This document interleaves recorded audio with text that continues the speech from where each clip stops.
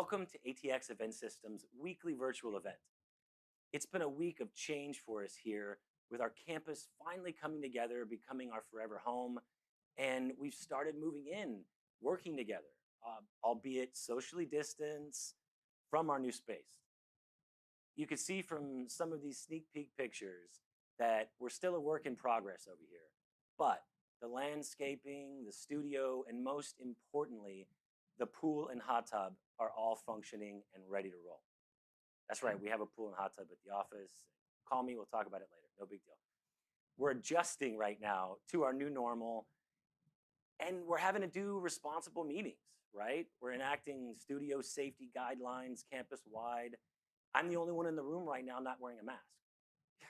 But while it's strange talking to a colleague in the next room on a video call, we're making it work, right? And we're doing that so we can be together and bring our clients the most innovative virtual event solutions that we can find.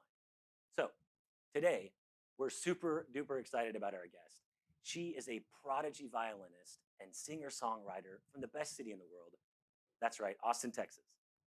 Her titles include youngest person to play the Grand Ole Opry and touring lead violinist for Willie Nelson, Lady Gaga, and the Wu-Tang Clan. What a fantastic mix. She's coming off of something interesting, did a little something with The Bachelor. She's releasing her first solo EP, Pretty Girls and Secret Conversations.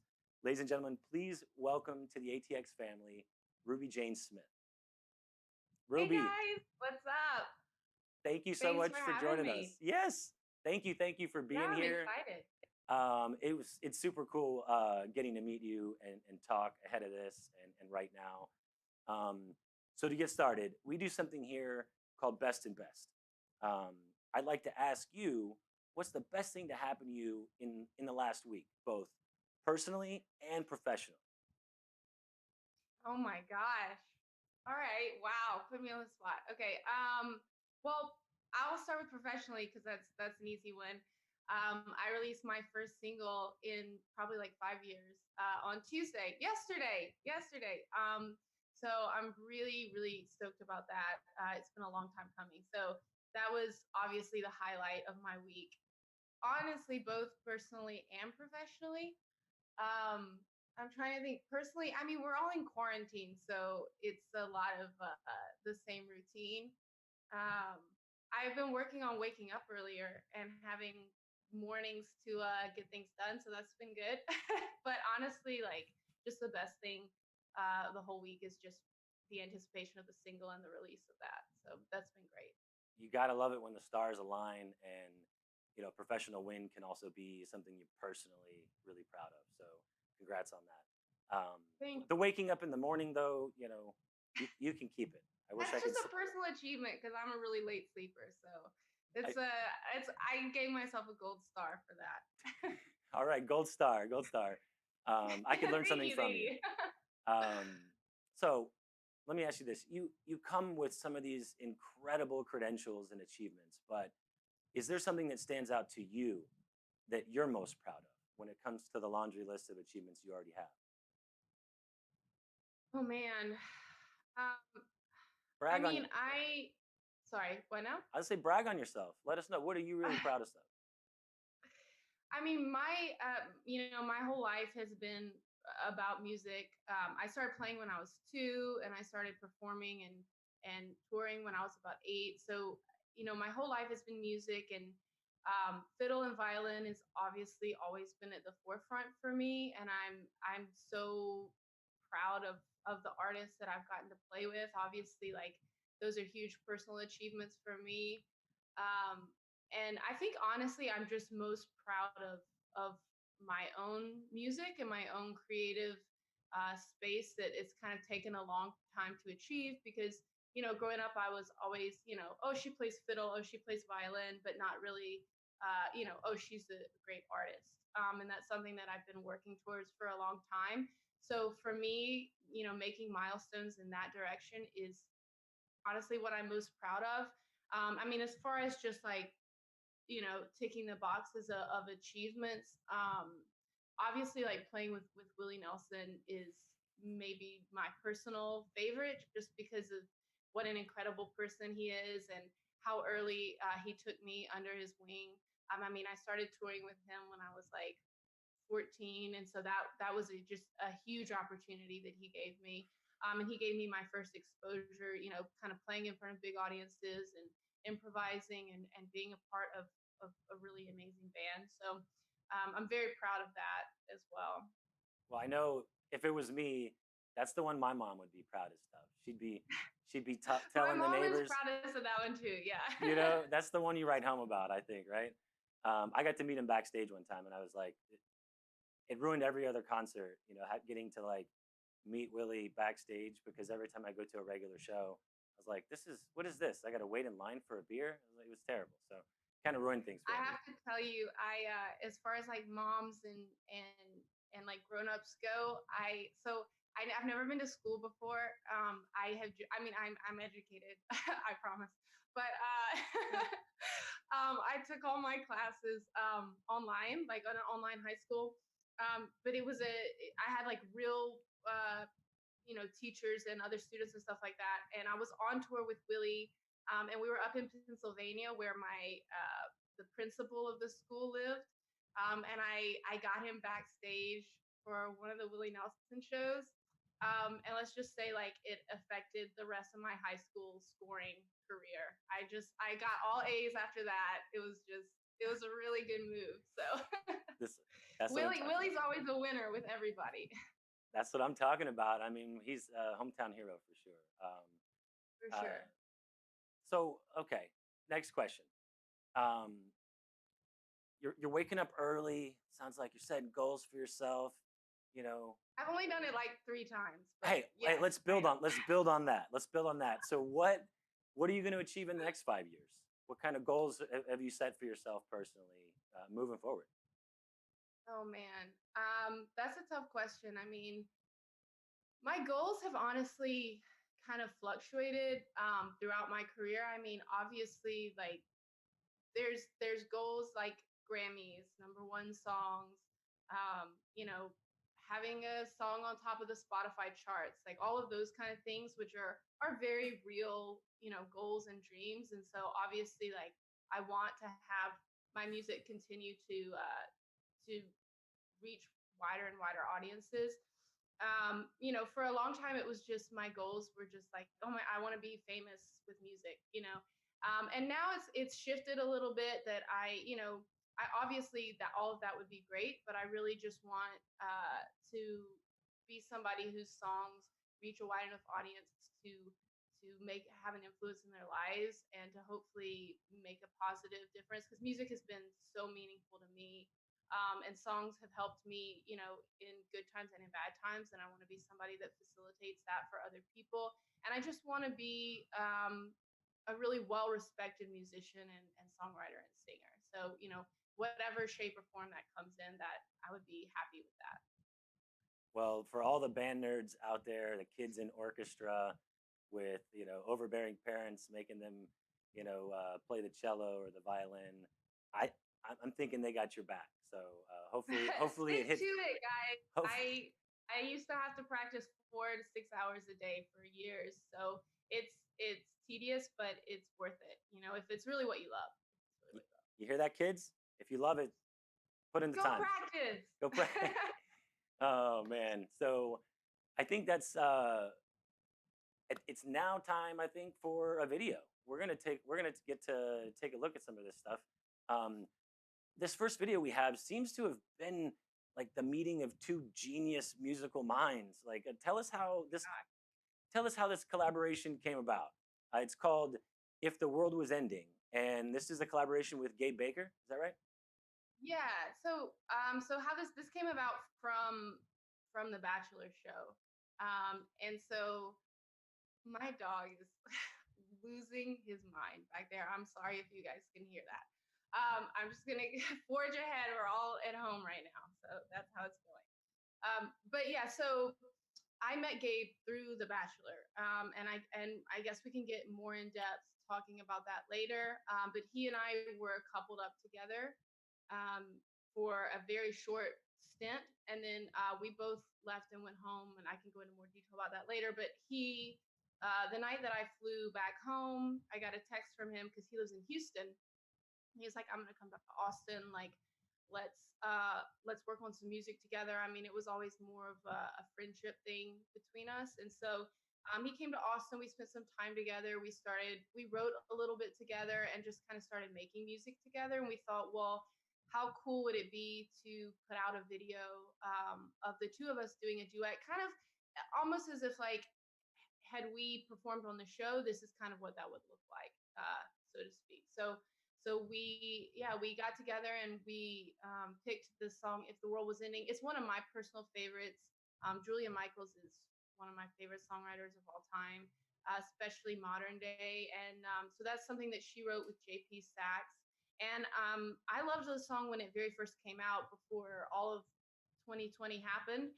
But it's especially fitting for the time right now. And so we picked that one and just went in with it and had a great time. And he's obviously really talented cellist, which I thought was super cool because I play the violin. And we thought, how great would it be to kind of show all of that off in one video? And I'm hoping there's going to be more collaborations coming up soon as well. Right on. Well, with that, let's have a look.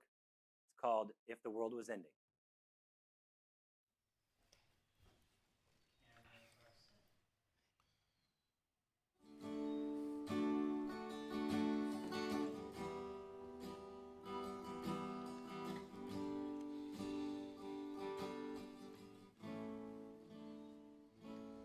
I was distracted and in traffic. I didn't feel it when the earthquake happened, but it really got me thinking. Were you out drinking? Were you in the living room chilling, watching television? It's been a year now. Think I figured out how to let you go and let communication die out. 'Cause I know you know, we know you weren't down for forever, and it's fine.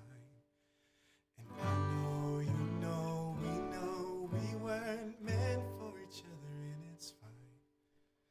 But if the world was ending, you come over, right? You come over and you stay the night. Would you love me for the hell of it? All our fears would be irrelevant. If the world was ending, you come over, right? The sky be falling and I'd hold you tight. And there wouldn't be a reason why we would even have to say goodbye. If the world was ending, you come over, right? Right. If the world was ending, you come over, right? Right. Try to imagine your reaction. It didn't scare me when the earthquake happened, but it really got me thinking. The night we went drinking, stumbled in the house and didn't make it past the kitchen.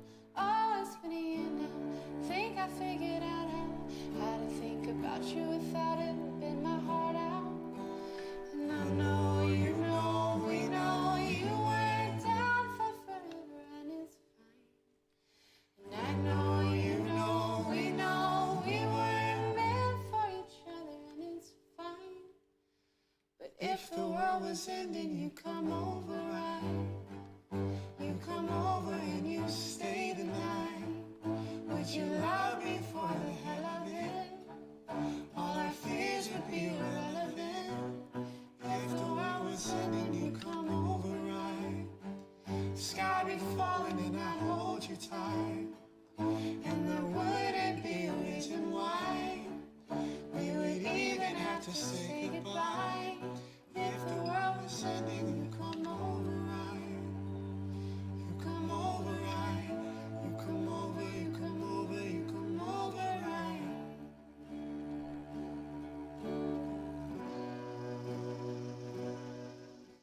'Cause I know, we know you weren't down for forever, and it's fine.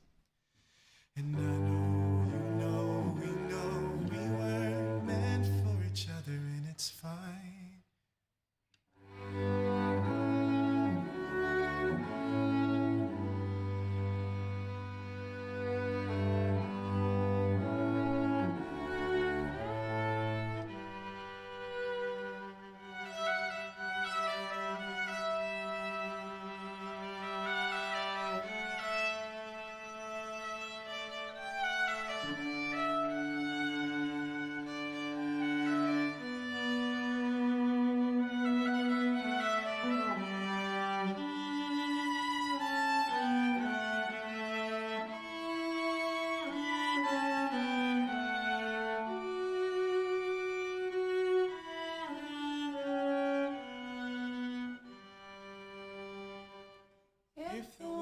was ending, you come over right. You come over and you stay the night. Would you love me for the hell of it? All our fears would be irrelevant. If the world was ending, you come over right.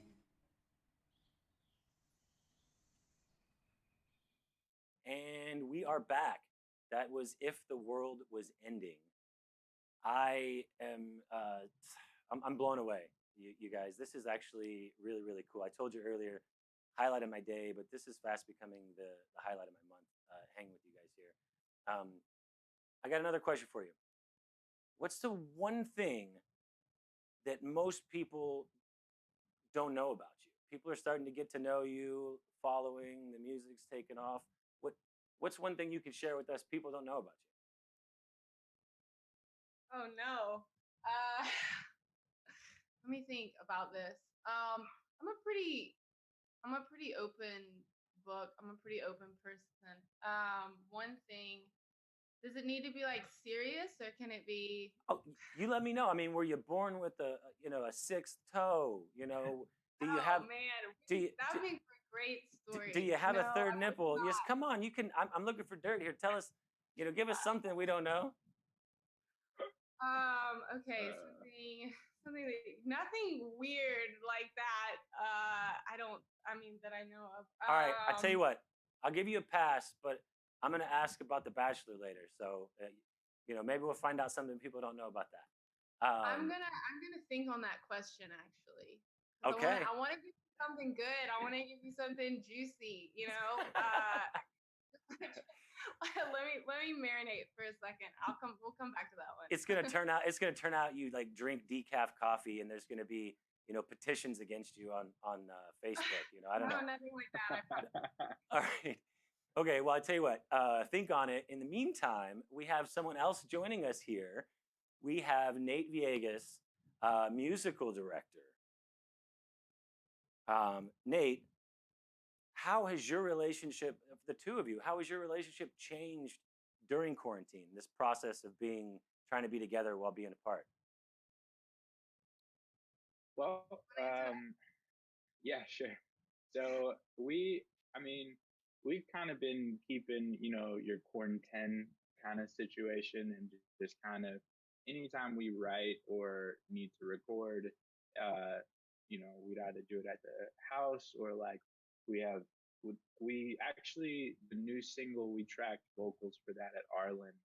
Um, a buddy of mine works there. So we tracked there, but the relationship hasn't changed much except like last year I spent 7 or 8 months on the road. So anytime we were writing, it was more so online over the internet. And now it's like we've actually been able to write more in person, um, Yeah, it's actually which is backwards. yeah, You, it did go backwards a little bit because we're lucky enough to live close to one another, and we've both kind of been functioning with like just seeing a few close friends, and so we've included each other in that circle so that we can continue to work together and write together and all that kind of stuff. And actually, sick. Um, did we did it after we wrote that song after COVID, in March or something when it first started. So that's actually a product of quarantine. And so Actually, we're both trying to take the time to just like churn out as much music as possible right now. it's this EP has been a product of COVID. Actually, if that's the case. you know, I'm Absolutely. I'm I'm starting to build some resentment here. You guys are finding a way to be productive and excel in quarantine, and I'm not sure I like that. I'm happy for you, but it makes the rest of us look bad. Okay, so y'all take time, you catch up on Netflix. Stop doing so much. Yeah, There's plenty of that. There's plenty of that. yeah. Well, There's been way too much of that. so tell us, since you guys have been so productive during quarantine like this, tell us about what's your songwriting style like? You said you used to do it remotely and now you get to do it more together. Is that a collaborative process, or does one of you have an idea and then the other runs with it? or is one of you like rule with an iron fist? Like, what's that like collaborating together? Ruby rules with the iron fist. No, I was about to say if anyone rules with iron fist, Nate, not me.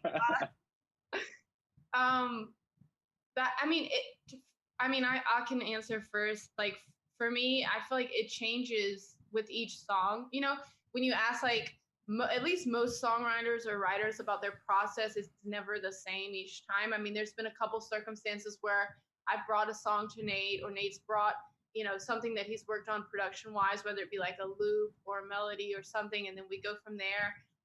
Most often though, it's usually kind of happens right there in the moment. Like Nate will be working on something on his computer, working on like a drum loop or a keyboard pad or like whatever he's working on musically, and then like it'll spark something for me lyrically or melodically, and then we'll kind of go from there usually. Nice. Yeah, I agree. It's definitely like a collaborative environment, and I think that's the best way to do it, in my opinion. Is like being in the room with the person.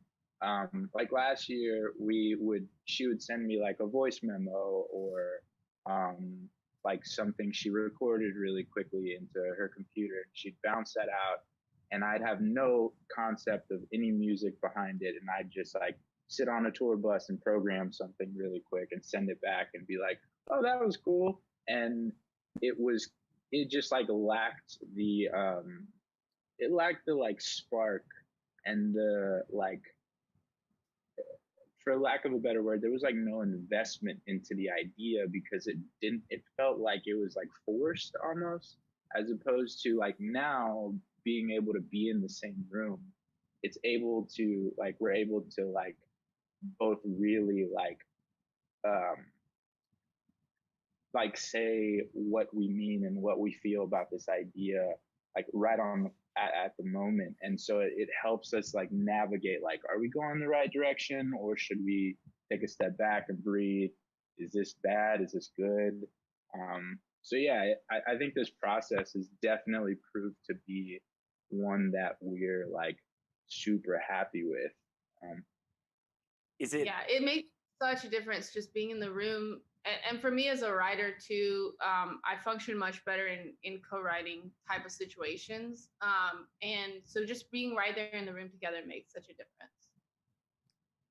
What's that? I wonder what it's like. What's it like when a writing partner or someone you're collaborating with, when they bring you something and you don't like it? You're like, eh. Can you guys, are you guys at a where you can just be honest like that, What is that like? or are you just like, I'll tell you this exactly is the, what it's like. tell me. It's me going, yo, that's kind of trash. Yeah.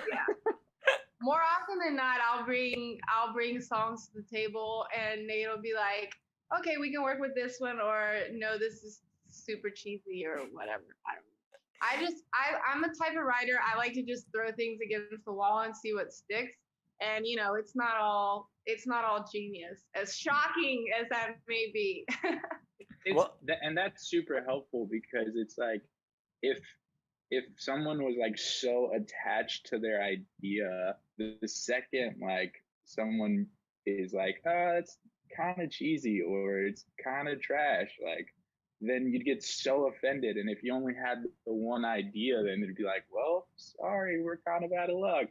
And you have to be willing to accept criticism. I mean, I love being critiqued personally. Like I'm like, tell me it's trash, tell me it's terrible. That way we can get past it and do something better. Like you can't get your feelings hurt in a writing scenario, because everybody has to be able to be completely honest. And even the best writers have trash ideas, I promise. So it's like, you've got to just be willing to be critiqued and move on. And this is definitely a product of us working together over the last 4 or 5 years. So if I was working with a new artist, I would find a better way to say, hey, this is not that great. You hear that, kids? You hear that, kid? Go ahead. Music is a team sport. I hope the kids are listening. Share your work. Yeah. Be open to criticism. You heard it here, and any of the cheesy stuff, Ruby, Nate, send it to me. I'll put it on the voicemail on my phone, and I'll Be be. careful what you wish for. I'm gonna do like a George Costanza moment with it. I mean, anything you think's too cheesy, send it to me. I'll put it on the phone. It's gonna be great. Yeah. Perfect. So, I'll have a few songs coming your way later today. oh man. So is that your happy place then when you're in that manic moment of like writing something and coming up with something new? Or is there somewhere you're even happier? Like with friends and family? Where's the happy place for you guys? Is it the performing part? Is it the writing? You know? For me, music is definitely my happy place. I mean, I love my friends and I love my family to death. And obviously, that's a happy place for me as well. But music, especially for people that have dedicated their entire lives to music, music is already such an all-consuming thing for people. I mean, I don't know anybody that doesn't love music, some kind of music. It's an important part of everybody's lives, and for somebody that has dedicated their entire life to it, it looms so large in your life and in your process. And so music for me is definitely my happy place. I would honestly say my number one happiest music situation would be in the studio writing.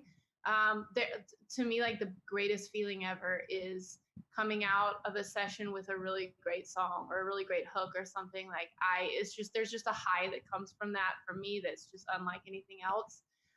But a very, very, very close second is performing. I love performing, and I know we both and a lot of people have been missing performing live, because it's just, there's a whole nother feeling having a huge audience in front of you, and feeling everybody's energy is one of the best feelings in the world. Nate, you all right. We're all Yeah, certainly no, missing that. We're missing that, man. We really are. Everybody's missing that live connection to music. So, absolutely. Nate, what about you? You like writing, recording, or performing? What's it like for you? Happy place. I think like a couple weeks ago, I was kind of in a creative slump, and a buddy of mine flew in from LA that I work with a lot, and we worked, 6 feet apart in the studio, but we booked out a room at the studio and we got to work.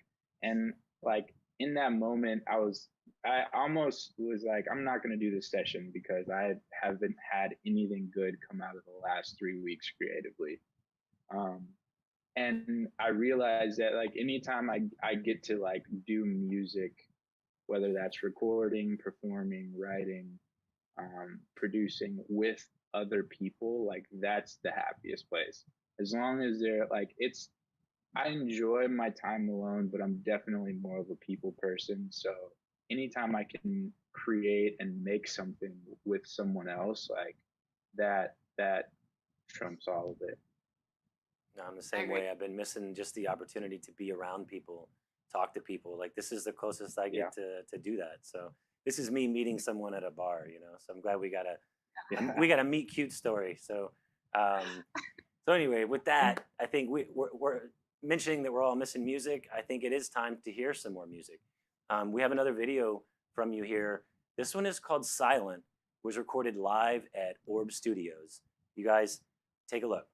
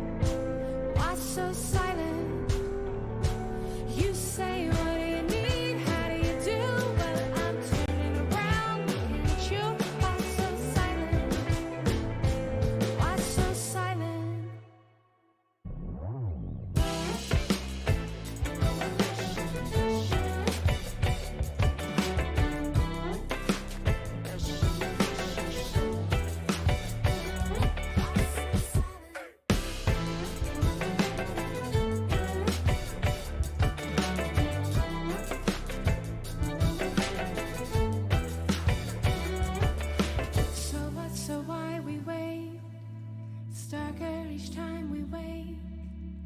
I'm in another state of mind. So what, so why we wait? It's darker each time we wake. I'm in another state of mind. You keep turning me up, turning me out. If you're loving about, can't figure out what's so silent. What's so silent? You say, what do you need? How do you do?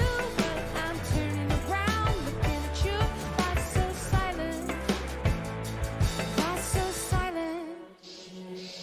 What's so silent?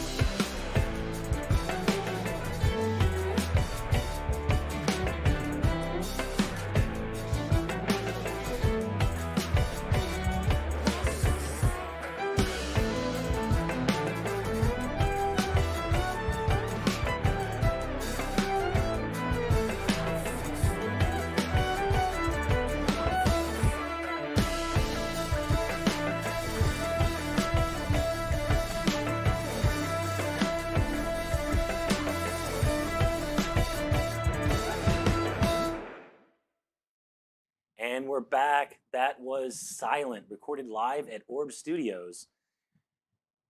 Guys, thanks again for being here. Not going to keep you too much longer. I know we're rapping even off camera about some things, and it's been really great. So thanks again. Ruby, you're coming off of doing some hard time, I'd call it, on The Bachelor. Tell us the craziest thing about being on that show.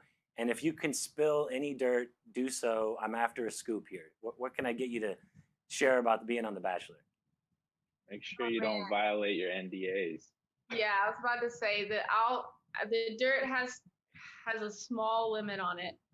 But I mean, I will tell you, like, it was definitely an experience I'll never forget. I never really, in my life plan, imagined myself going on a reality dating show. I'll tell you that. But that's how life goes, you know. I kind of just roll with it because you never know what's going to happen. You know, initially they reached out to me last year, and I did a little phone interview, and you know, then they flew me out for an audition and all that kind of thing, and it was pretty. They were pretty set on pursuing me for the show, but you know, I was pretty hesitant about it. I actually didn't agree to do the show until about a week before I flew out to film it. But yeah, for those of you that don't know, it's a new Bachelor show featuring all musicians and singers, and it's called Listen to Your Heart.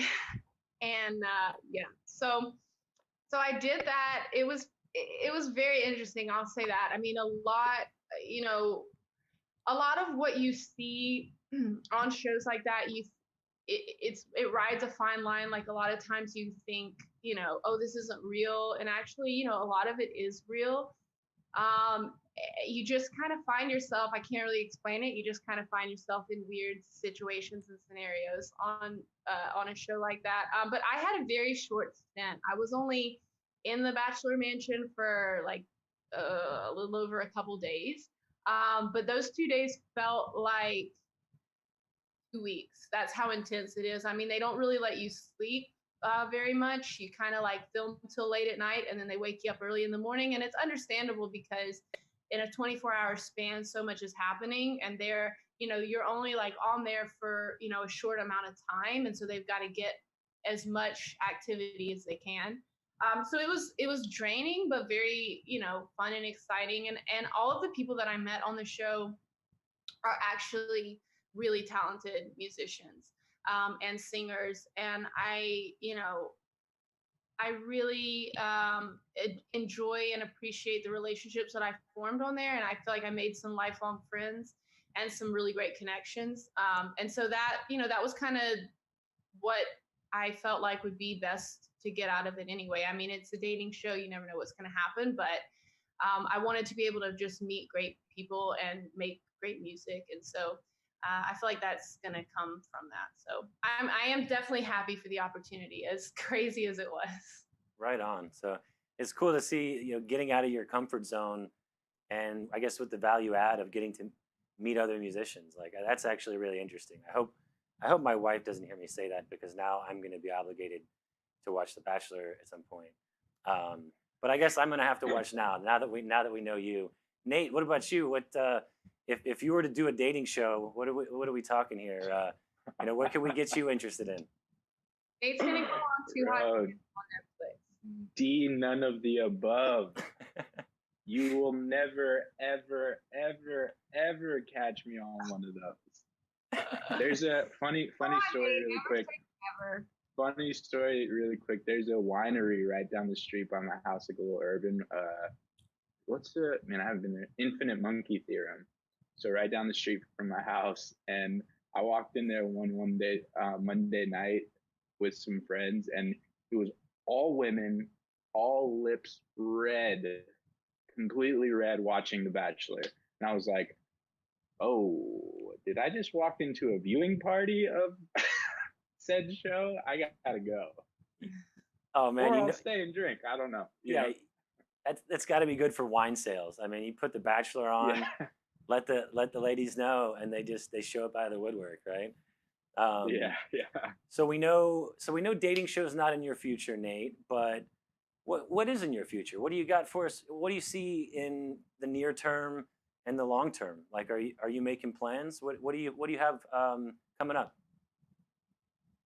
Man, I actually had, a lot of touring stuff get canceled. It's looking like nothing's really going to happen until about, summer next year at the earliest. So for me, like near term or near future, it's like just trying to write and create as much as I can while I have this time, and and for I think for both of us, trying to like finish up this EP is a huge one on the to do list, and but yeah, just for me, it's just trying to be as creative as possible and as productive with this time, even though I do have those days where it's like, wow, I just watched 3 movies in a row. That's like 6 hours of my time. But trying to use its time wisely. I've been doing way more production online with different people and just writing and sending stuff out and see what sticks. I think music in general right now is just in such a weird space, and we're trying to navigate that, as is the rest of the world just trying to navigate life right now. So Well, I know I'm certainly happy to have had you guys here, and I know that the wider world is happy that you guys are staying productive and making stuff happen during quarantine. Ruby, let us know as we start to wrap up here. How can we find out more? How can everybody find the music? How can they pick it up? You want to let them know how they can track you down online? Sure. I'm all over the place. You can go to my website. That's the most direct source, rubymusic-official.com. And that has links to Spotify, Instagram, Twitter, all of that. But I am on all of those platforms if you want to look for me individually. It's under Ruby Music, usually Ruby Music Official. So this EP is kind of transformative for me, with not only musically but with my name as well. I've always gone by Ruby Jane, and Jane's my middle name. But the decision to kind of shorten it to Ruby was one of just, I felt like it was time for a change and kind of a metamorphosis. And Ruby is a little more pop oriented, which is what the new music is. So you can find me, under Ruby Music Official, everywhere. And then if you're just searching on Spotify, search Ruby and then search Thick, which is the name of the new single, and you should be able to find it. Well, there you have it. We like to think of ourselves as experts in the world of events and the audio, the visual, but we've just been joined by some extraordinary talent. And so, Ruby, Nate, I just want to say thank you again for giving me the chance to get to know you and for sitting in with us. And so we'll check you out real soon. Bye. Thank you guys. Thanks so much. for having me.